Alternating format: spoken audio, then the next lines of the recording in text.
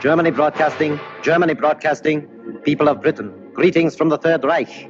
This is the voice you have learned to fear. This is the voice of terror. Again we bring you disaster, crushing, humiliating disaster. It is folly to stand against the mighty wrath of the Fuhrer. Do you need more testimony of his invincible might to bring you to your knees? Very well. Are you ready, operative number 7? This is the voice of terror. A secret airplane factory somewhere in England. Listen, the screams of the dying can still be heard. This is the voice of terror. Are you there, people of Britain, shivering in your cellars? Listen, operative 41. The fuse is lighted. Oil to fuel your navy, to feed your tanks. There it goes up in smoke by the millions of gallons. This is the voice of terror. Do you still believe that there are secrets unknown to the Fuhrer? Listen, tonight at 7:10, an important diplomat boarded a train at a little station outside Liverpool. Each split second is accounted for. The rails divide. The train hurtles through the air. The diplomat will make no report in London. This is the voice of terror. Englishmen, do you still await your doom in your stupid, stuffy little clubs? It will come, I promise you. Operative 23, the time is now. We strike you on the high seas, as well as on the land. This is the voice of terror. Englishmen, the Fuhrer strikes you now as he pleases. Water pours through your greatest dam, smashing everything before it, even as our invincible armies roll toward their objectives.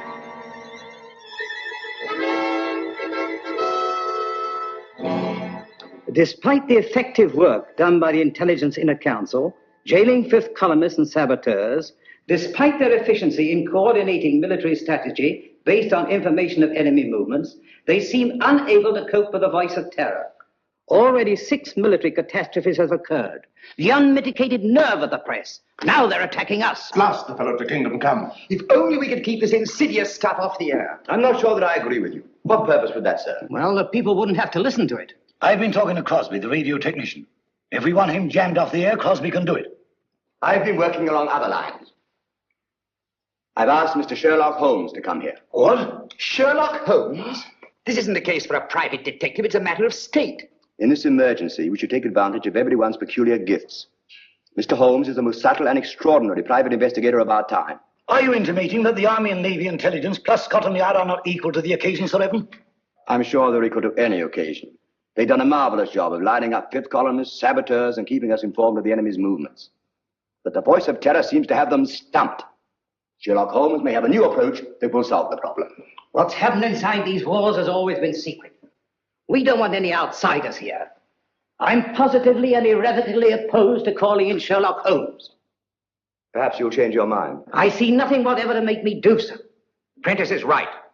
For ordinary criminal investigation, Holmes is excellent, but not for this. He's unorthodox and theatrical. I can tell you all about him. Gentlemen, perhaps I can throw some light on the subject myself. Holmes, how are you? So good of you to come. Good afternoon, Sir Evan. Your card opened all doors. Oh, Blouser! Oh, you've put on a little weight since you left school. You don't look any younger yourself, Dimples. How are you? Fine. Come in, won't you? You know these gentlemen? I think so. How do you do? I haven't had that pleasure. May I introduce my friend and associate, Dr. Watson? How do you do? I'm afraid I've arrived at an embarrassing moment. Not at all. This gentleman here, Admiral Sir John Prentice. Admiral Prentice, objects most strongly to my being called in. How could you possibly infer that? From the carpet. Carpet? A man who rises from his chair and digs his heels sternly into the carpet is violently opposed to something, and the Admiral, being quite distressed by the criticisms of the press, would be most apt to resent my intrusion. Well, you've just arrived from Sevenoaks. Yes, of course. How on earth did you know that? Oh, pardon my mentioning it, but adhering to your left boot heel is a variety of play known only in Sevenoaks. An amazing piece of deduction. Elementary, my dear Baron. Here's a broadcast of the voice of terror.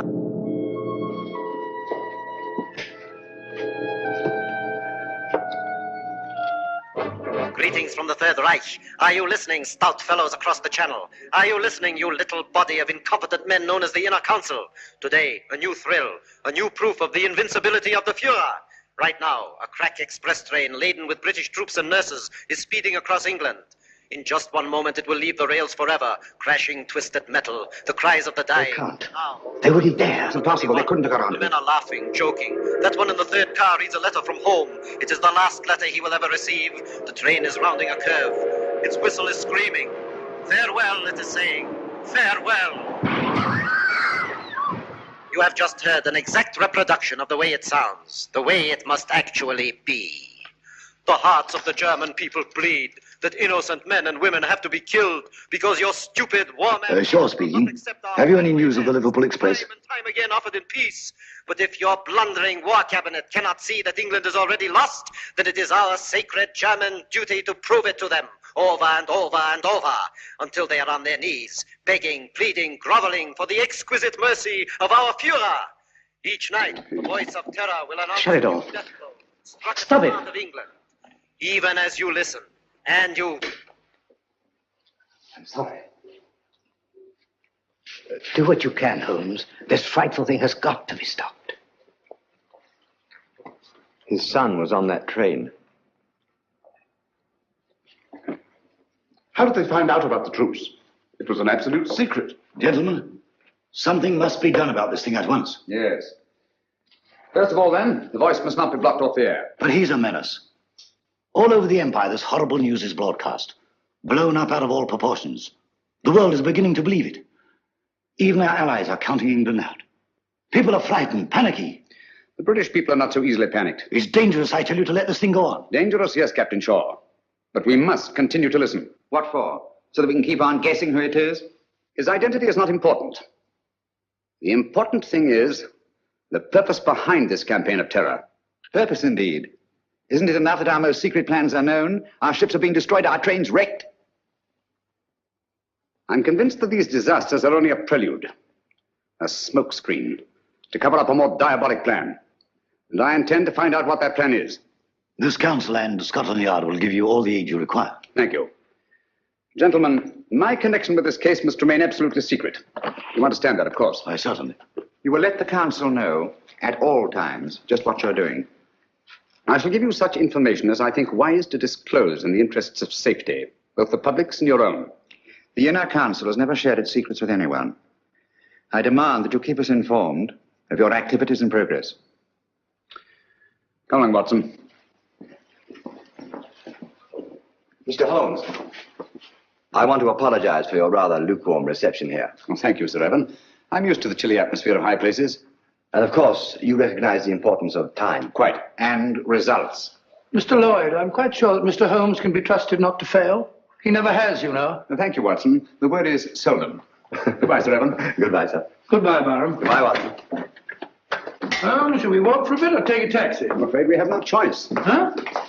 You know, Watson, I have a feeling that when we go out of that door, a girl will be waiting. A girl? What do you mean? A young lady whom neither of us has ever seen before will come forward to greet us. Holmes, now you're pulling my leg again. Mr. Holmes, I'm Joe Grandis. How do you do? This is my friend, Dr. Watson. How do you do? How do you do? I've been assigned to drive you around. Thank you. Good gracious me. Where do you wish to go? Baker Street. I know, 221B. Come on, Watson. Hurry up, old fellow.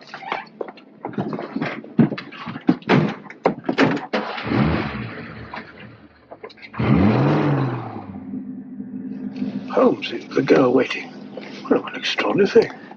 Elementary, my dear Watson. No, it's an amazing deduction. How on earth did you arrive at it? Barham told me. Huh?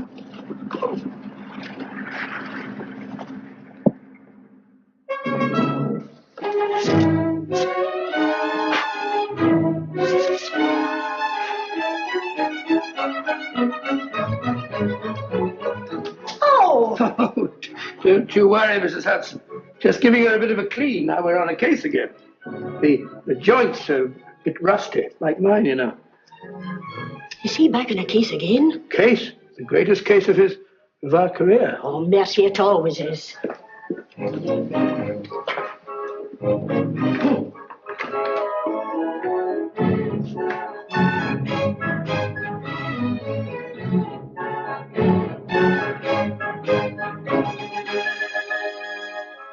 Holmes. I say, Holmes. What? That's right. Well, if you ask me, it's disgraceful. Beethoven's Fifth? Not at all. It's very good. Sir Ronald Headley's conducting very well tonight. I don't mean the concert. No? England's in danger. Everyone knows what frightful disaster is happening, and you sit there calmly listening to the wireless. Music hath charms. Very restful. That's got nothing to do with the whole... Contrary, my dear Watson, it may have a great deal to do with it. Oh, really? I don't see what.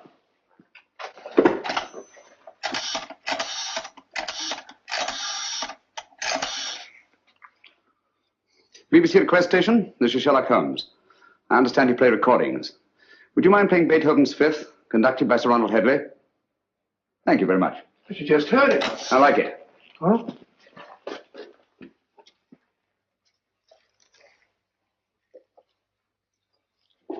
We've had a request for the Beethoven Fifth Symphony, played by the London Symphony Orchestra under the direction of Sir Ronald Headley. This is a transcription.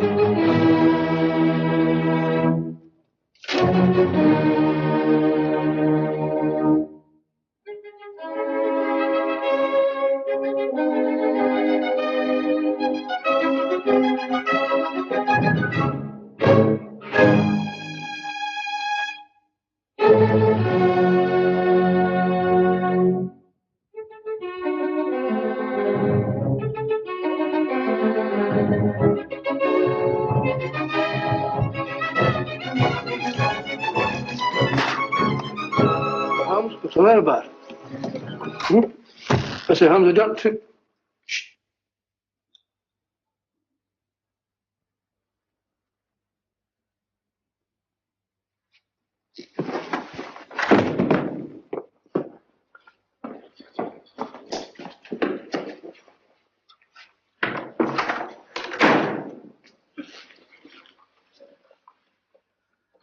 Mr. Holmes. Yes, Gavin? Christopher. Dead? Yes. It's been driven in with a lot of force. Watson, this is a warning. Warning? How do you know? I had sent for Gavin to get certain information that you must have found there in the dark and sinister alleys of Limehouse.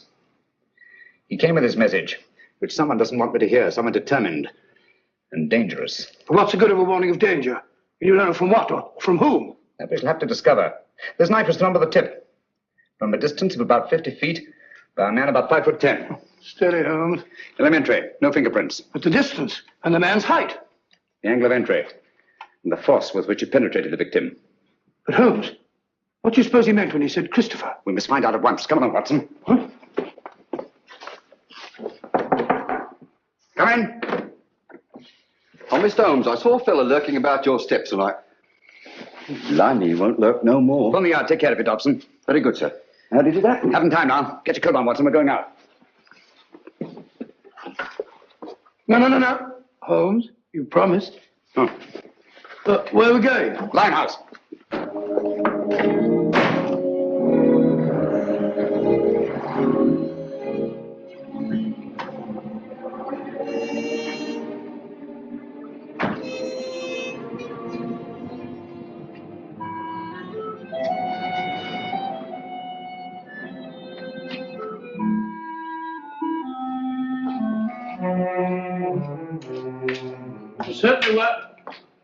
Certainly wise of you to let Miss Grandis go. This is no place for a girl or anyone else. There seem to be people about.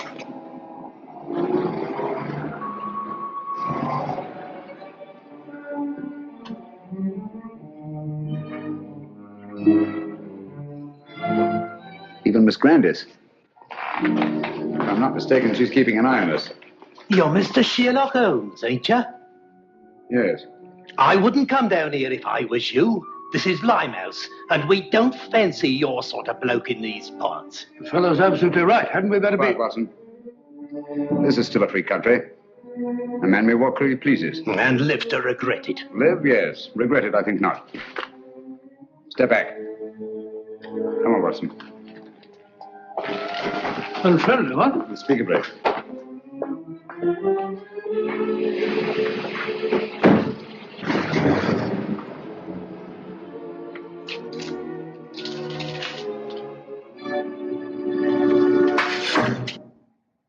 What was that, Holmes? It's all right, quiet. I can't see a thing. Luckily for us, neither can they.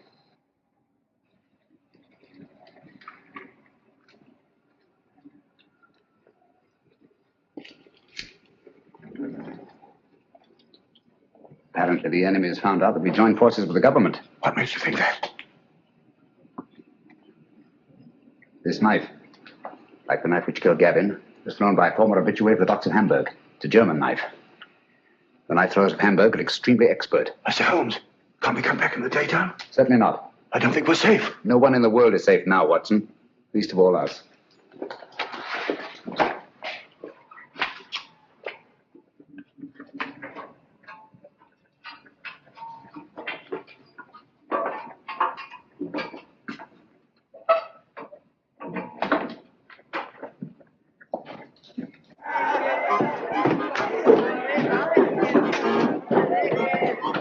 What is it? Not ready. Now tell me that you don't recognize me. Mr. Sherlock Holmes. I got a specially ugly lot here tonight. I'll take my chances. I can't keep you up, Mr. Holmes, but...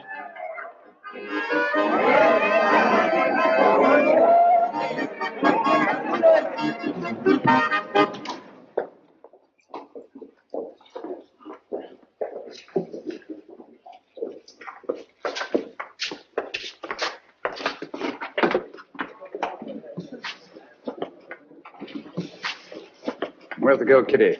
Gavin's sweetheart. His wife. Can you get her? It's urgent. Try.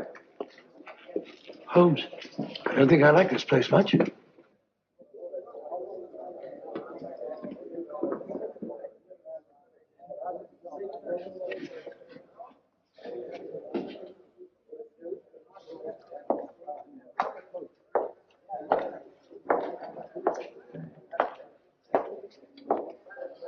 Well, just sit here if you don't mind. I think you'll recognize me, Mr. Holmes, if you look hard enough. Camberwell. You've got a long memory. Like me. Tarleton murder, 1932. Of course, I sent you up. Mr. Holmes, don't you think we better be... Stow your gab. For 10 long years, I've been sitting down there in Dartmoor. For the old 10 years, one thing's been preying on my mind. Only one? Just one. Someday I'll be getting out of here, I kept saying to myself. And when I do, someday I'm going to come face to face with Mr. Sherlock Holmes. Now you are. And now I am. Just who was it told you it was me who slit the throat of that swine Tarleton? I want an answer. You told me. Me? On the windowsill, you left 4 infinitesimal pieces of ash from a particularly revolting kind of tobacco that you were known to use. The knife blade was sharpened by a left-handed man. You signed your name to the crime. So that's what? Exactly. Very careless. Careless. It's criminal, I calls it. I ought to be shot. Perhaps someday you will be. You can put your revolver away now, Watson. Well, Holmes, you never know.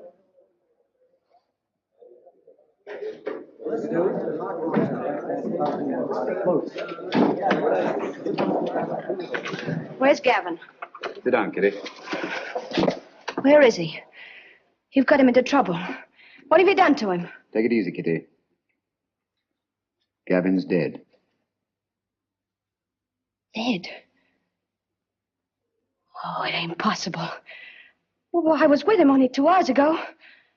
You're trying to frighten me. No, I'm not, Kitty. It's you. You killed him. I warned him to stay away from you. I knew you'd do him in. I had nothing to do with it, Kitty. Well, who did then? Who did? He was knifed on my doorstep.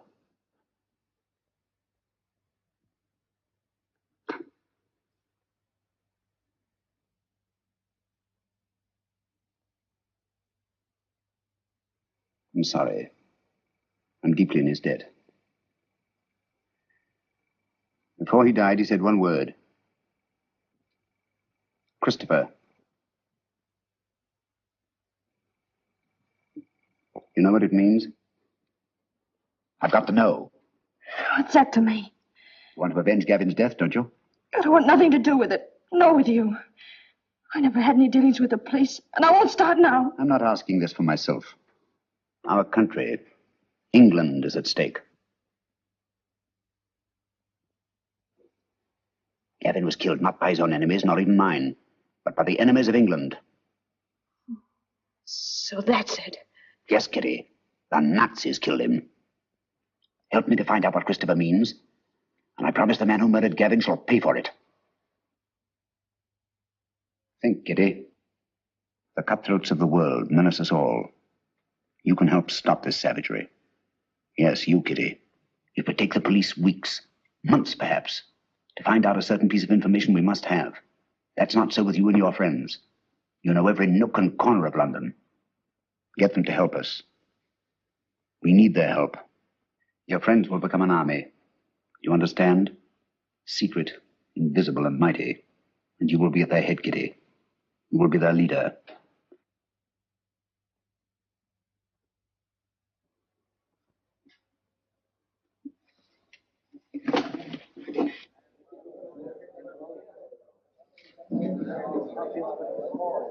Grimes, do you know what Christopher means?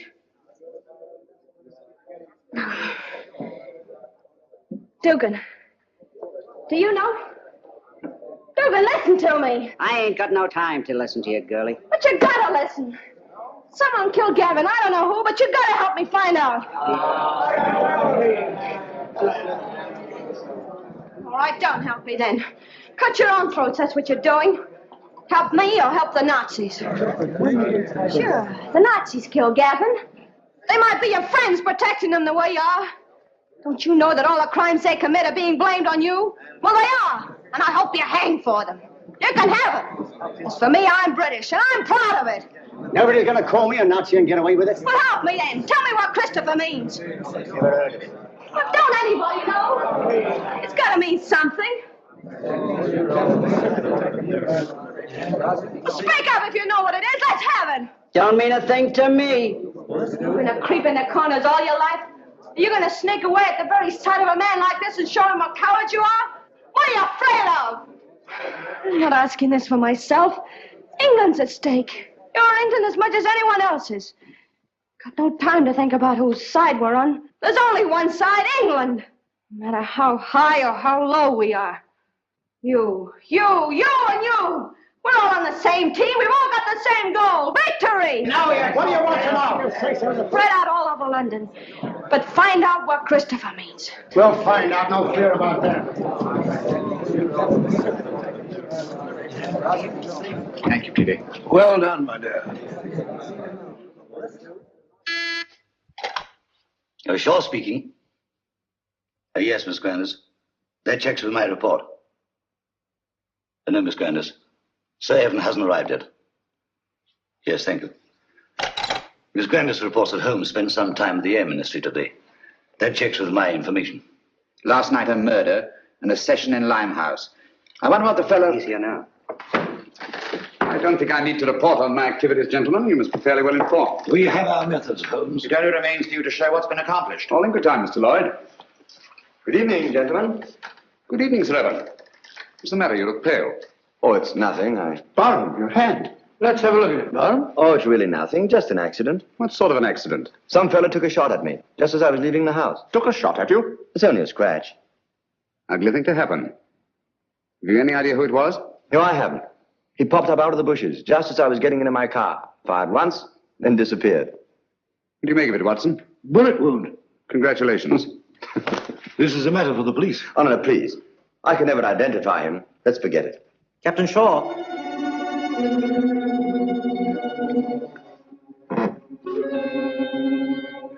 People of Britain, greetings.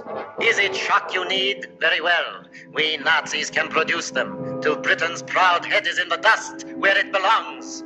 People of London, look out of your windows. You will see your promised disaster written across the skies. Lawford, turn out the lights, please. Look to the East India docks. Are you alert, number 20? Look, Britain, look, and wonder, and despair. We Nazis keep our promises. There's a terrible fire in East End. Infiltration of men and supplies.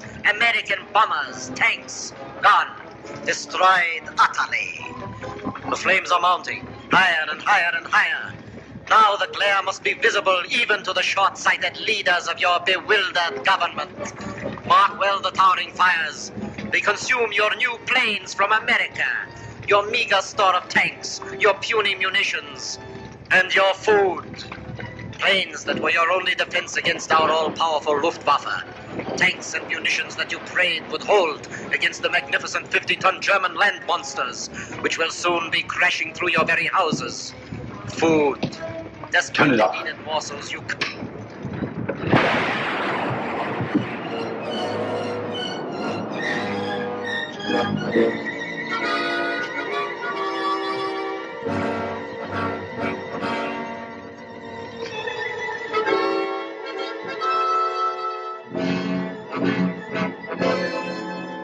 Gentlemen, this is really a terrible setback. How do they find out our secrets? It's horrible, the way it's timed, the precision of it. It's not so precise. Almost precise. What do you mean? I should call it exact. No. The fires actually broke out sometime before the voice called to his operative in London. Joe, that's true. And last time, the train disaster. Captain Shaw was on the telephone immediately, and Scotland Yard knew all about it. The derailment must have occurred at least 10 minutes earlier. That's certainly possible. Even so, what of it? No mystery, nothing supernatural, just split-second planning, that's all. Days, perhaps weeks in advance. Very well figured out, Holmes. It gets us a step forward. Now, gentlemen, let's take a step even further. I have charted here the tonal differences between actual and transcribed broadcasts. Using this test, I'm convinced that the voice of terror is undoubtedly recorded and played from a record. What does that prove? It proves that the voice of terror, the man himself, is not in Germany. He's here, in England. Oh, that's impossible. What are you telling us, Holmes? It can't be. Our technicians insist the broadcast originated in Zeisberg. And so they do, from recordings flown to Zeisberg. It's impossible, Holmes. You can't expect anyone to believe that. It can't be done. Thanks to the Royal Air Force, I have some rather curious information. At irregular intervals, 6 Nazi bombing planes come over and drop their deadly cargoes on non-military objectives. A meadow or a sheepfold. That's nonsense. The Nazis aren't fools. They don't waste ammunition. Of course not. Then what's the purpose?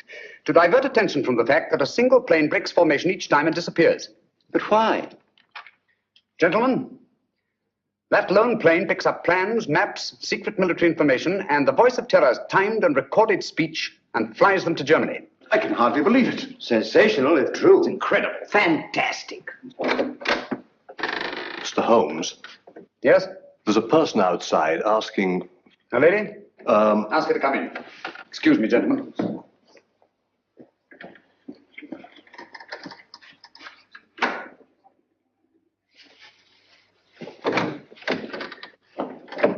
Gentlemen, I must leave at once. Where are you going? That must remain a secret, even from this council. I object to this, Mr. Holmes. You're here against my wishes. Since you are here, I demand to know what's being done. As I've already told you, Mr. Lloyd, I shall report to this council at the proper time. And so, gentlemen, until we meet again, as I hope we will, take no unnecessary risks. We're all in grave danger. Come along, Watson. Coming.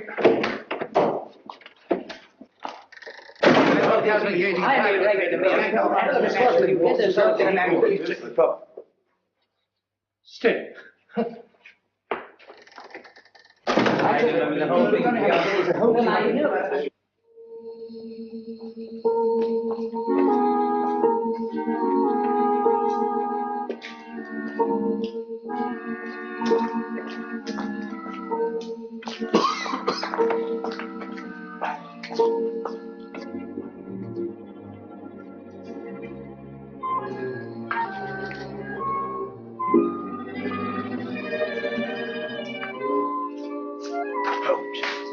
I think we're being followed.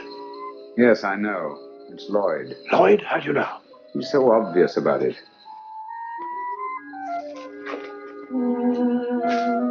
Good evening, Mr. Lloyd. You going our way? I intend to find out what you're doing. Even to the point of following me? This is our business, you know, as well as yours. All right. Come along.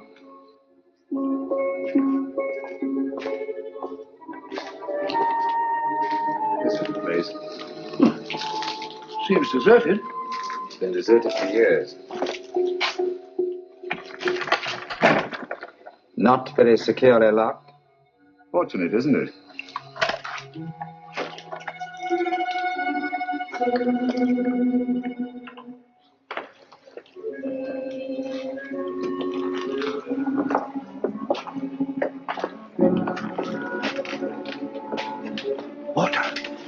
the river.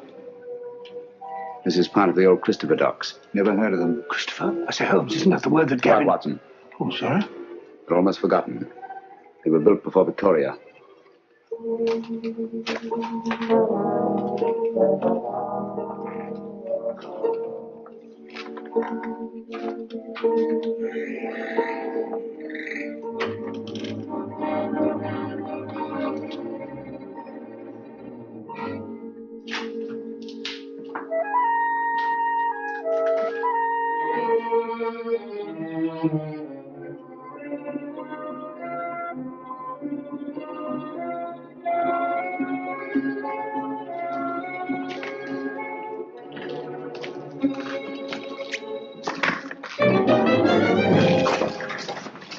Oh, Fred.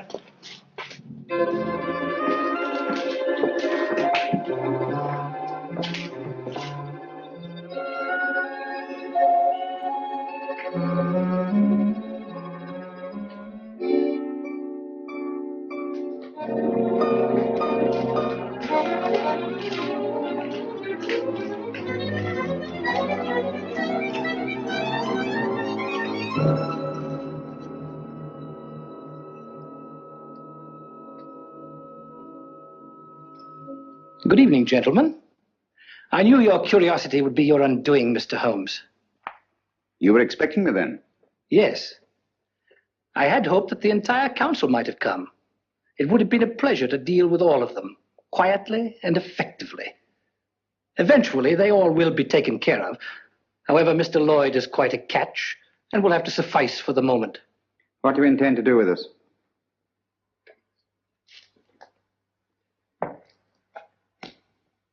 Were it not that time is so pressing, we might first put you on trial. On trial for what? Crimes against the Third Reich. Misguided efforts to wreck our inevitable victory. Mr. Lloyd, your super British patriotism, your blundering but sometimes effective intelligence efforts are well known. We have quite a score against you, which will be settled. Dr. Watson. A fair physician, no doubt, but of no consequence. To our stupid British minds, every life is of consequence. A quaint notion of an even quainter nation. We are not like that. We know that only the powerful are worthy of respect. Let our record speak for us. Your record speaks. It's brilliant. Thank you. A brilliant record of rapacity, cruelty, torture, deceit, and murder. Murder?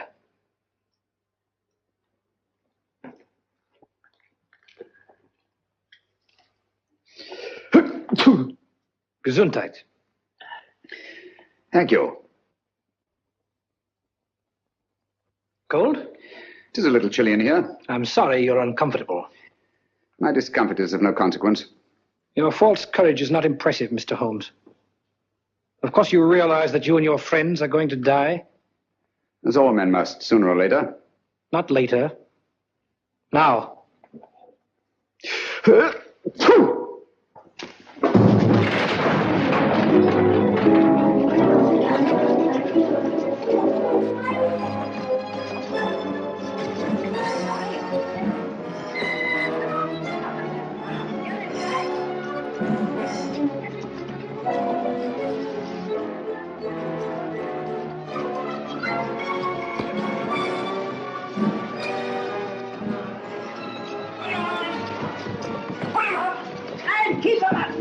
Go to work, boys. It's a pleasure, sir. All right, then. Line him up there against the wall. Come on, get back. Come on, get back.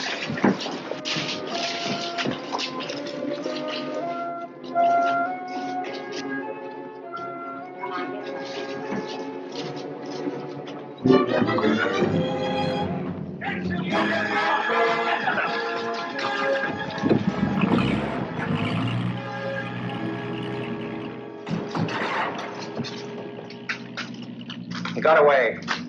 Oh, most unfortunate.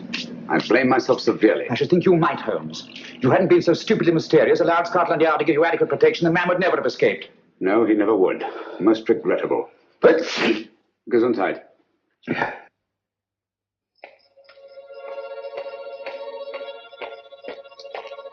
Keep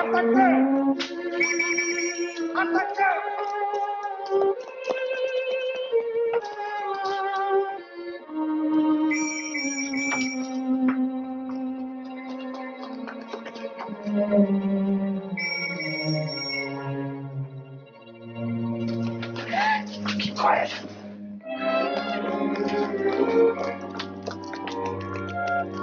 Take your hands off. You fool! Do you want to bring the whole force in here?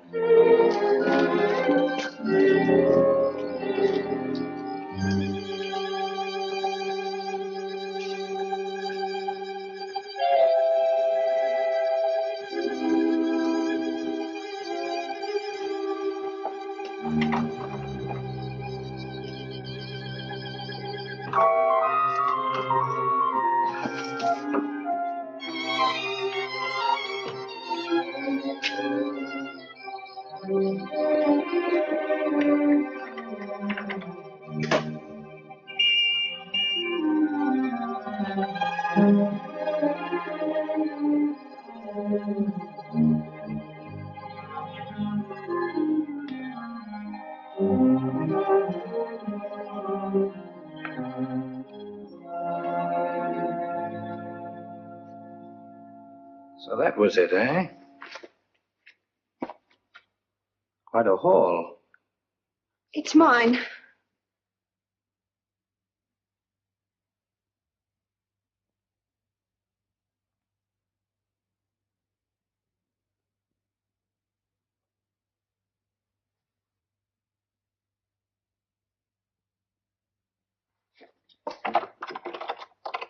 Go ahead. Your friends, the police, are undoubtedly still out there.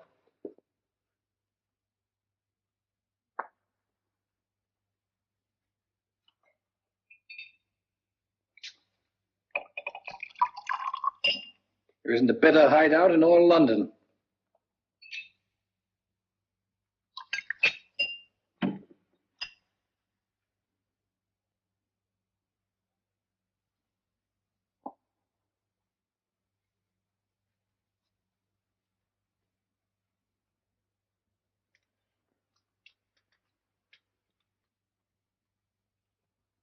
This will quiet your nerves.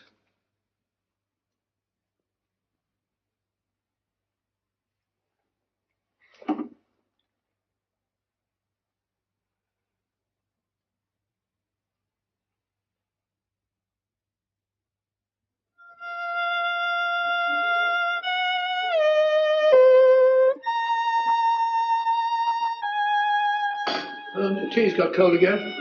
We've been playing that thing all the afternoon. Fiddling while Rome burns. Hello, what's this? General J. Lawford, KCB DSO, and Captain Roland Shaw, MC, who today narrowly escaped being struck by a falling wall in a bombed area. Lawford and Shaw by a falling... Holmes, you don't think that... It was not an accident. Good heavens. Holmes, that sinister-looking fellow, what's his name? Meade. If only he hadn't got away. Yes, difficult as it was, I managed to let him escape. You let him escape? But great Scott, man! He was about to kill us. He may even yet. I don't understand you, Holmes. It's my theory that this chap Meade is the arch criminal, that he's behind the whole thing. You're absolutely right, Watson. Except for one thing. Well, I'm wrong. Have you observed that a highly secret military plan is thwarted by each of these disasters? Yes, I have. Now that you mention it. Watson, there's a leak. A leak? You mean in the council? But Holmes, that's impossible. Anything is possible until proved otherwise. See who are in the council. Lawford and Shaw. They're above suspicion. Their record proves that. Anyhow, they were attacked. Unsuccessfully. Prentice? Would he kill his own son? Doesn't seem likely. And yet the boy is dead. Barham, of course, brought you into the case. So it's quite obvious that he wants it solved. Most patriotic of Sir Barham. He's a great fellow. Played wing 3/4 for the school my last term, so I can vouch for him. Besides, he was attacked too. Shot at. So I gather. How about Lloyd? No, it can't be him. Meade was going to kill him as well as us. By the way, he's a brave fellow, Lloyd. Did you notice that he didn't turn a hair? Very composed. Come in. Mr. Holmes? Yes, Kitty?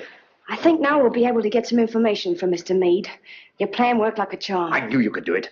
Oh, it's not so hard once your mind's made up. And mine is. You'll be careful. She better be. She's mixed up with that fella. Oh, I'll be careful, all right. But I'm going through with this. Good girl. I heard him talking on the phone today. Yes?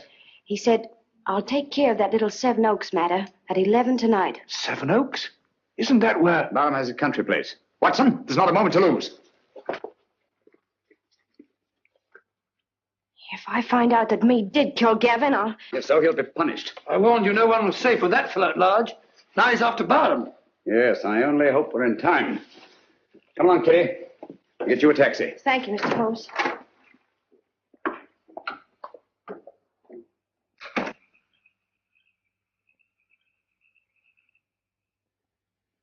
You think you ought to go to alone, sir? Worrying about that escaped German agent, huh? He threatens to kill the entire council, sir. Calm, Smithson. Took bigger chances than this in the trenches. You've forgotten. I know, sir, but we were younger then. There were no such thing as Nazis. I'm ready for him. I understand, sir.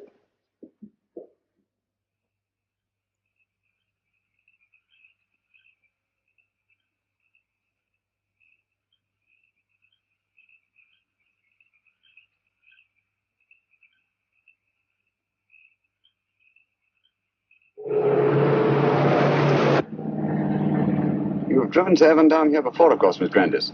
Quite often. He comes down whenever he can. He's a local air raid warden, you know. Likes to get away from the excitement occasionally, eh? Yes, it's so very quiet here. Quiet and remote. Away from everyone.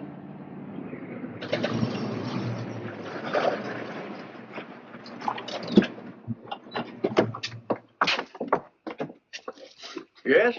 Oh, Miss Jill. It's all right, Smithson. Where's Sir Evan? On his rounds, miss. Which way? Down that lane of trees, sir. I'll go. You stay here. You too, Watson.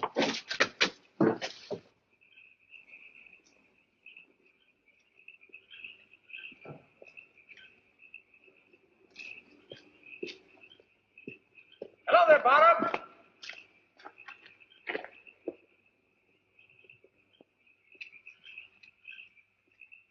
Holmes, what on earth are you doing out here? I've been worried about you. Yes? That fellow Meade appears to be in the neighborhood. Do you mind if I go along with you? I feel better about it. Not at all. I'd appreciate the company. You know, it gets quite lonesome, especially on a night like this. By the way, do you feel you're getting any nearer a solution of this terrible business? Yes, the end is in sight. Really? Well, would you mind telling me? Listen. Air raid sirens. Yes. Coming our way. Yes. Well, I don't seem to hear any planes. Wait a minute. I can. Look. There's one. She's coming right over.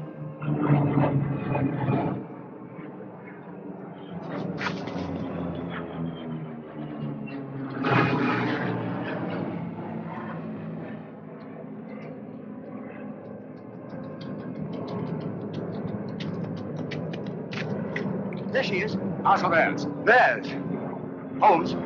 He's coming in for a landing.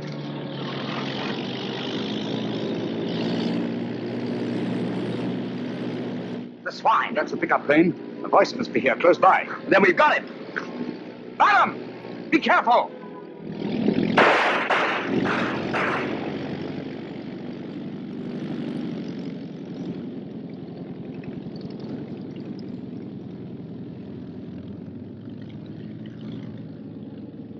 I can't understand you, Holmes. Why didn't you help me? We almost had him. You're too impatient, Barham. My patience is exhausted. This has got to stop. Thought you'd have solved the whole thing long before this. What happened? Is that a Nazi plane? Yes, I saw the filthy swastika myself. Great Scott. Took a shot at him, but he got away. Meade also got away. Well, I better go and report this. You'll go with you. Come along, Watson. You needn't bother. I can take care of myself. My dear fellow, there's no use taking chances. I'm afraid you're a marked man as long as Meade is at large. Come on.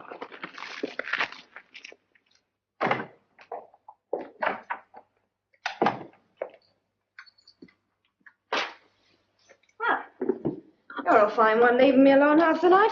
You think I like it? I want to go out and have some fun. Don't bother me.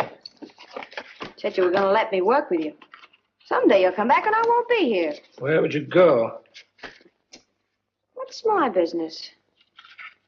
Maybe you'll be waiting here next time and I won't come back. Don't talk like that. I'm sorry, Kitty. You seem Sort of different lately. Anything the matter? Maybe the next time you see me, I'll be in a position of authority, of power, no longer hiding in the dark, giving the orders, not taking them. What do you say to that? You're drunk. Drunk? Yes. When I was a boy, I dreamed a dream. I was dressed in armor, shining blue-gray armor. I rode on a horse through the streets where the people cheered, hailing me. I rode over the bodies of underlings, prostrated before me. Their blood ran out along the gutters like a river.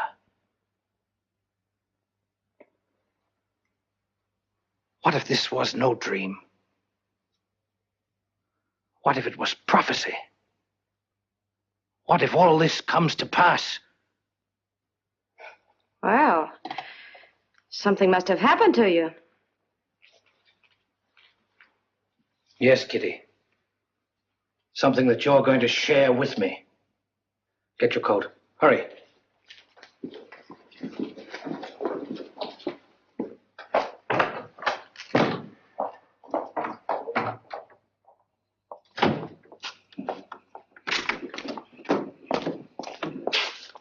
Right, you. Got plenty of petrol?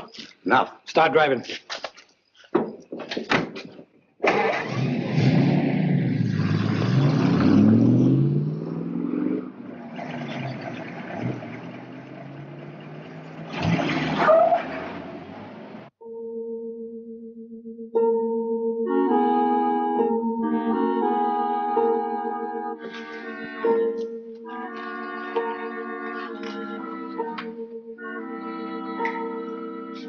Where's Holmes? He'll be here, I'm sure. It's starting now.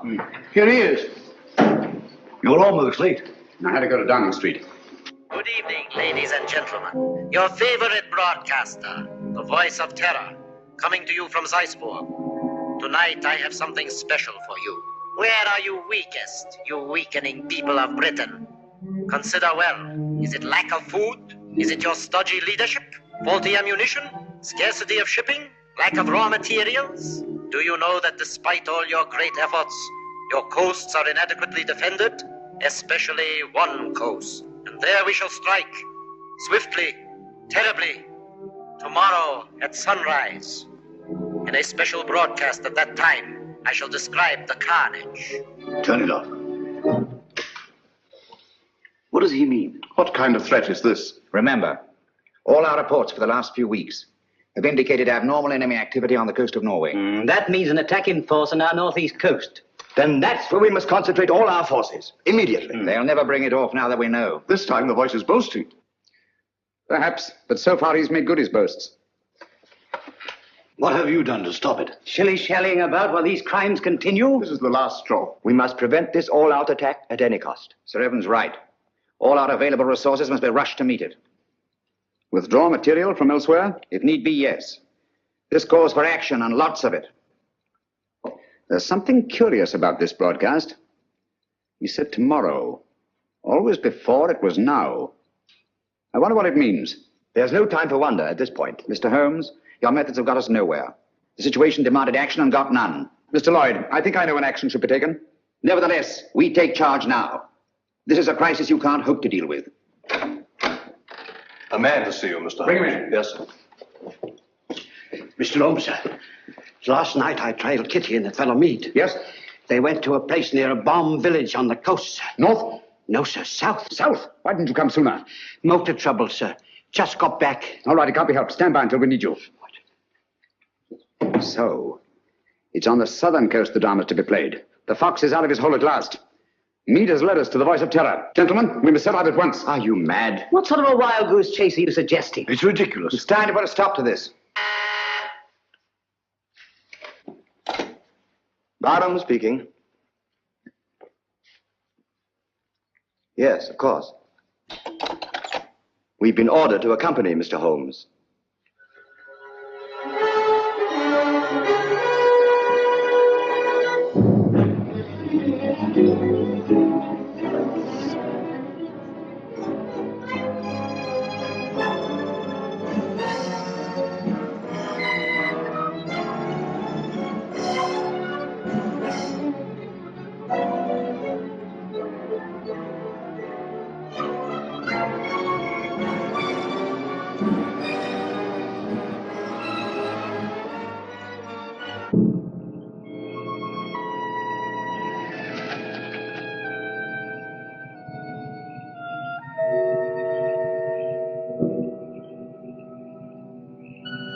Major Harrison, Mr. Sherlock Holmes. Good evening, sir. All the arrangements have been made. Splendid.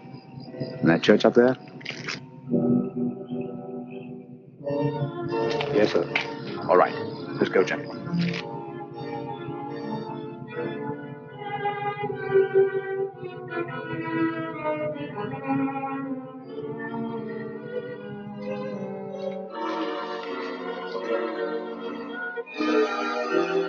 Von Borg seems to be delayed. He'll be here, never fear. You all understand your objectives. Sheila! Sheila! Yes, sir. You understand what you are to do? Yes, sir. I'm going with the first contingent to Liverpool. Your men are waiting there, organized to take control? They have been ready and waiting for weeks. What was that?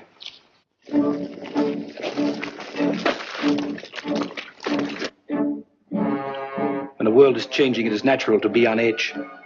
Merely owls or perhaps wood rats? No, it sounded like... Sheila. Yes, sir. Go on. City of Croydon and Croydon Airport. All is prepared. You go. Birmingham, where I used to slave in the factories, but not anymore. The day has come at last.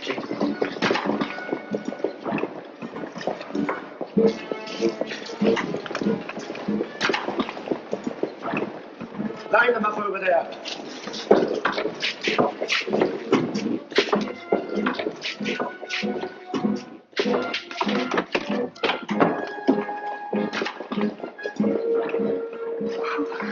Mr. Holmes. Oh, I was afraid you'd be too late. I'm glad you're safe, Kitty. Come along, sit down.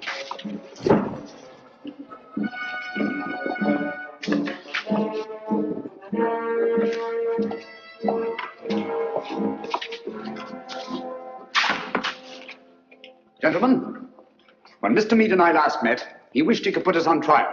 Mr. Lloyd, Dr. Watson, and myself. Now, Meade, you are on trial. First, let me tell you why you have met here. The vague but canny threat against our northeastern coast was a blind.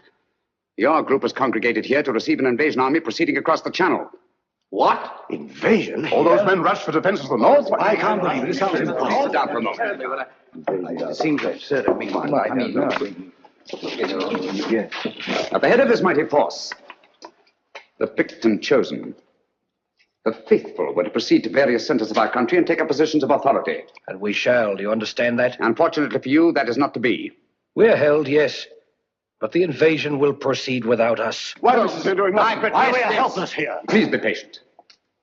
You called me in on this case to identify and to silence the voice of terror and to circumvent the unknown plan behind it. That undertaking is still in progress. But we are rapidly drawing to a conclusion.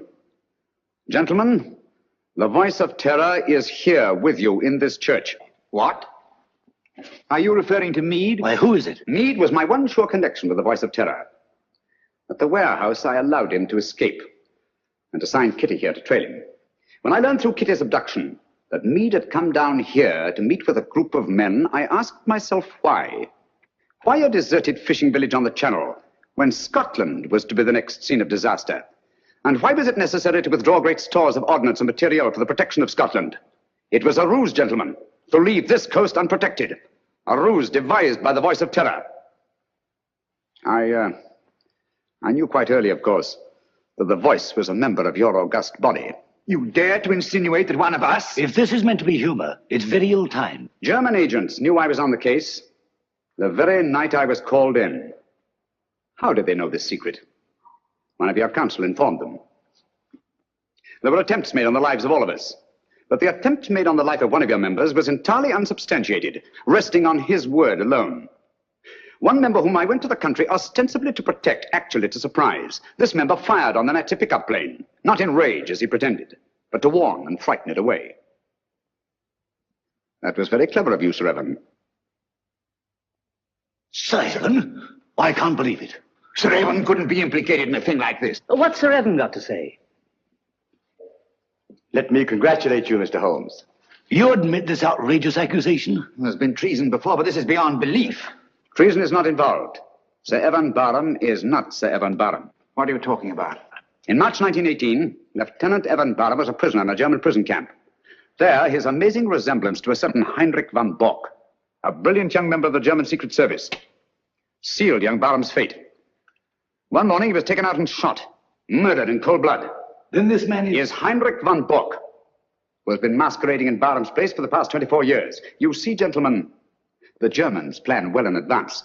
It's incredible. How could a thing like this happen? Barham had no immediate family. The details of his private life were avidly studied by von Bork, who was 3 years at Oxford and had a perfect knowledge of the English language and English habits. So, with possibly the help of a little plastic surgery, not forgetting the considerable resemblance to Barham in the first place, the deception was carried through. Very clever, Mr. Holmes. I must say, Holmes, this is positively amazing. What made you first suspect Barham? The real Sir Von Barham carried a scar from childhood. This one is about 20 years old. A detail, but significant. I can't believe it. It was Barham who insisted on your being brought into the case. A colossal piece of egocentric conceit. One to match your own, Mr. Sherlock Holmes. Of course I brought you into the case. To see your weak and silly handling, to watch you fumble and lose it. Are you too stupid to realize that this group is but a small part of our organization? We have men stationed all over England, ready to take command. They never will. They were all taken exactly at dawn, just as you were. So now we are trapped, huh? No, gentlemen. It is you who are trapped. Listen. Even now our Messerschmitts are roaring overhead, the vanguard of the invasion. Why are they not routed? Where are our boasted anti-aircraft guns? They are silent. Our little ruse was entirely successful. The coast has been stripped of its defenses. Preserve your vaunted British vanity as best you may in this your hour of most humiliating defeat. You have not captured us, my friend. We have annihilated you. Do you really think us so blind that we would strip this coast of defenses because of a voice on a phonograph record? The Council was deliberately misinformed about moving the defense forces. You are trying to save your face. Look, if you think I'm lying. Those are not Messerschmitts. They're Spitfires and Hurricanes, returning from blasting your invasion forces, destroying men in barges with 1,000. Look further, Von Bork. Look below. Commandos, tanks, slipping away now that your invasion force has been destroyed, to bring ruin and terror to your people.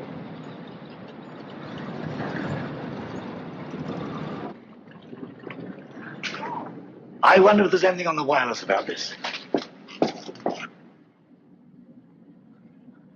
The BBC. We are frightfully sorry to announce that a special broadcast of The Voice of Terror will have to be delayed indefinitely. The threat against our northern coasts, made only as a blind to cover the enemy's invasion plans, has not been fulfilled. Instead, our victorious planes have blasted invasion bases on the continent, destroying enormous stores of materiel and troops. More news of this triumphant victory tomorrow. At the same time, the scattered Nazi agents all over the Commonwealth have been unceremoniously clapped into prison. That is all.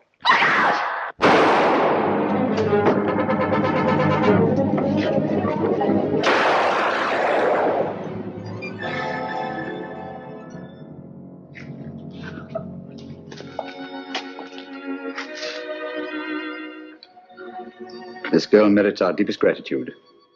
Our country is honored in having had such loyalty and devotion. We'll remember. Holmes, I don't know how we'll ever thank you. Don't try, it isn't necessary. I'll be with you in a minute, Holmes. I'll just see that she's taken care of.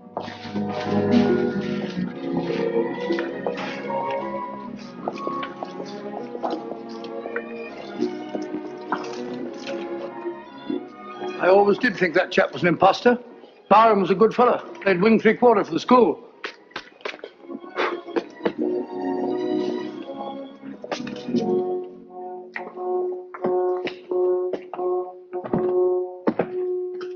What a lovely morning, Holmes. There's an east wind coming, Watson. No, I don't think so. Looks like another warm day. Good old Watson. The one fixed point in a changing age. There's an east wind coming all the same. Such a wind has never blew on England yet. It will be cold and bitter, Watson. And a good many of us may wither before its blast. But it's God's own wind nonetheless. And a greener, better, stronger land will lie in the sunshine when the storm is cleared. Thank you.